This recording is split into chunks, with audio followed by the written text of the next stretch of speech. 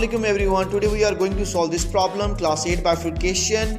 I hope the bifurcation mechanism on AIMS Plus is complete from your side. Okay, let's how to do this. Let's do it. It's very easy. Open a Google Chrome and then type tcsaims.com, then press enter. Check your internet connectivity, and after that you will get this interface, and here you will enter your campus login and password. Then click on login, and after that it will take you which interface. The interface will appear in a moment over here. Then zoom in. I'm using mobile phone. Then you will get this policy assessment policy tab. Hold here.